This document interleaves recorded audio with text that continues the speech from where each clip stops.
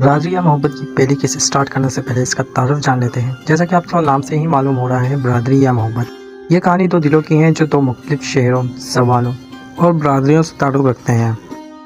एक कराची का महाजिर नौजवान अली और एक पेशावर की रवायती पठान लड़की ज़ैनब। इनका राब्ता एक गैर मामूली कॉल से होता है, लेकिन तकदीर कुछ ऐसा लिख चुकी थी जो इनके वहमो गुमान में भी ना था। तो आए स्टार्ट करते हैं बरादरी या मोहब्बत की पहली किस्त।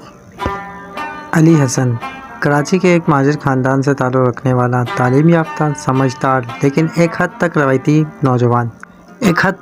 नौजवान यानी कि वो उन्हीं रस्म व रवाज को मानता था जो कि आज के दौर में भी फ़ायदेमंद हो, और जो रस्म रवाज आज के दौर में बेमतलब है यानी इसके कोई फ़ायदे नहीं है तो वो उसे नज़रअंदाज करता था।